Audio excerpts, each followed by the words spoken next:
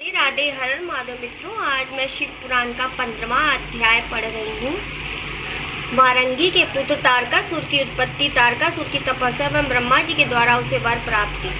ब्रह्मा जी बोले, तदंतर वारांगनी ने आदर पूर्वक गर्भ धारण किया।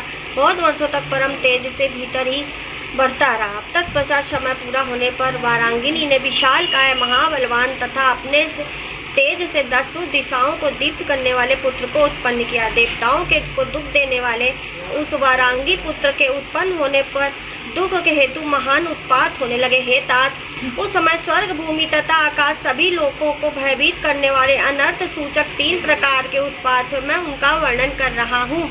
आकाश से महान शब्द करते हुए भयंकर उल्कायुक्त वज्र गिरने लगे और जगत को दुख देने वाले अनेक तीक्ष्ण केतु उदय हो गए। पर्वत सहित चलायमान हो गई, सभी दिशाएं प्रज्वलित हो गई, सभी नदियां व विशेषकर समुद्र क्षुब्ध होने लगे।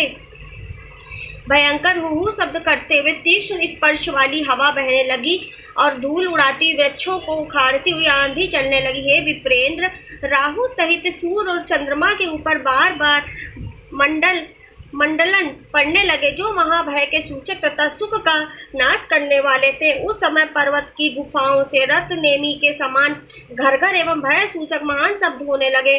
सियार एवं उल्लू अपने मुख से भयानक टंकार युक्त शब्द करते हुए अग्नि उगलने लगे और सियारी ने गांव के भीतर घुसकर अत्यंत अमंगल तथा महाभयानक शब्द करने लगे। कुत्ते जहां तहां गर्दन उठाकर संगीत के समान और रुदन के समान अनेक प्रकार के शब्द करने लगे। हे तात, गधे रेख ने भयानक शब्द से मंथ होकर अपने क्रोध पृथ्वी को खोदते हुए झुंड के झुंड इधर उधर दौड़ने लगे। पक्षी घोंसलों से उड़ने लगे। गधे के भयभीत हो और व्याकुल चित्त होकर भयानक शब्द करने लगे। कहीं भी शांति नहीं मिल रही थी। पशु ताड़ित हुए समान अपने गोष्ठ में और अरण्य में भयभीत होकर बारंबार मलमूत्र करने लगे और जहां तक इधर उधर भागने लगे। वे एक जगह ठहरते नहीं थे। गाय भय से आक्रांत हो उठी, उनके सूरज रुधिर निकलने लगा, नेत्रों से अश्रुधारा प्रवाहित होती और व्याकुल हो गई। बादल भी भय उत्पन्न करते पारपीव की वर्षा करने लगे। देवताओं की प्रतिमा उछल कर रोने लगी, बिना अवक्ष करने लगा। आकाश में का युद्ध होने लगा। हे मुनीश्वर, इस प्रकार अनेक उत्पात होने लगे। अज्ञानी लोग उस समय यह समझ बैठे कि विश्व प्रलय हो रहा था। तदंतर प्रजापति कश्यप ने विचार करके उस महातेजसी असुर नाम तारक रखा। वह महावीर सहसा अपने पौरुष को प्रकट करता हुआ वज्रतुल्य शरीर से पर्वतराज के समान बढ़ने लगा।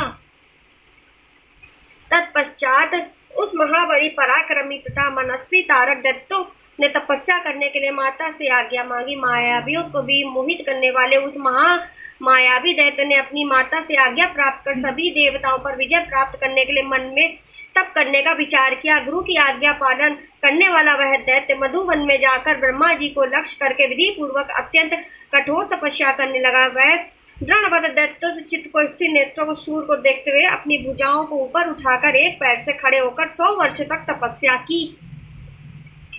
100 वर्ष तक अग्नि के बीच में, 100 वर्ष तक नीचे की ओर। इस प्रकार उस असुर राज ने अपने मनोरथ को लक्ष्य को सुनने से भी सर्वथा दुस्सह जान पड़ा। अत्यंत कठिन तथा कष्टकर तप किया। हे महामुने, इस प्रकार तप करते हुए उसके सिर से 4 दिशाओं में फैलने वाला एक महान उपद्रवकारी महातेज निकला। हे महामुने,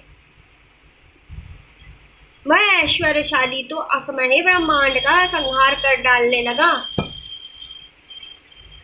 व्यथित चित्त वाले उन सभी ने प्रणाम कर मेरी स्तुति करके हाथ जोड़कर सारा वृत्तांत मुझसे कहा। मैं भी सद्बुद्धि उनकी व्याग्रत्या समस्त कारण जानकर इस स्थान पर असुर तप कर रहा था, उस स्थान को उसे वर देने के लिए गया। हे महामुने, मैं उससे कहा, हे दैत्य, तुमने घोर तपस्या किया था, वर मांगो, मुझे कोई भी वस्तु तुम्हारे लिए दे नहीं। तब मेरा वचन सुनकर उस महान असुर तारक ने मुझे प्रणाम करके तथा मेरी स्तुति कर अत्यंत कठिन वर मांगा। बोल तारक बोला, हे पितामह, वर देने वाले आपके प्रसन्न हो जाने पर मेरे लिए क्या साध्य हो सकता था। मैं आपसे वर मांगता हूँ, उसे मुझसे सुनिए। हे देवेश, हे महाप्रभु, आपके बनाए हुए इस समस्त लोक में कोई भी पुरुष मेरे समान बलवान न हो और शिव जी के वीर से उत्पन्न हुए पुत्र देवताओं का सेनापति बनकर जब मेरे ऊपर शस्त्र प्रहार कर तब मेरी मृत्यु हो।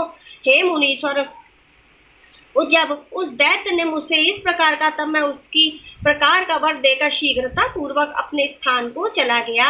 वह दैत्य भी मनोवांछित उत्तम वर प्राप्त कर अत्यंत प्रसन्न होकर शोणित नाम को पुर को चला गया। उसके बाद दैत्य गुरु शुक्राचार्य ने मेरी आज्ञा से असुर के साथ जाकर त्रिलोकी के राज पर उस महान असुर का अभिषेक किया। अपनी आज्ञा चलाने वाला इस प्रकार वह तारक विधि पूर्वक त्रिलोक का राज करने लगा। तदंतर उस तारकासुर ने इंद्र आदि लोकपालों के रत्नों को ग्रहण किया, रत्न स्वयं प्रदान किए। इंद्र ने उसे भय से ऐरावत हाथी समर्पित कर दिया। इस प्रकार से सभी देवी देवताओं ने उसके भय के कारण उसको अपने सारी तेज और शक्तियां प्रदान कर दी। सूर्य उतना ही तपते थे जिससे किसी को कष्ट न हो। चंद्रमा उजाला करते रहते और वायु सबके अनुकूल बहती थी। उस दुरात्मा असुर ने देवताओं, पितरों तथा अन्य का जो भी द्रव्य था वह सब हरण कर लिया। इस प्रकार 3 लोगों को अपने अधीन कर स्वयं इंद्र बन बैठा। वह इंद्रियों को बस में रखने वाला अद्वितीय राजा हुआ और अद्भुत प्रकार से राज्य करने लगा। उसने समस्त देवताओं को हटाकर उनकी जगह दैत्यों को नियुक्त कर दिया और देवताओं को अपने कर्म में नियुक्त किया। हे मुने, तदंतर उससे पीड़ित हुए इंद्र आदि समस्त देवगण अनाथ तथा अत्यंत व्याकुल होकर मेरी शरण में आए। इस प्रकार श्री शिव महापुराण के अंतर्गत द्वितीय रुद्र संहिता तृतीय पार्वती खंड में तारकासुर तपस्या एवं उसके राज्य का वर्णन नामक 15वां अध्याय पूर्ण हुआ।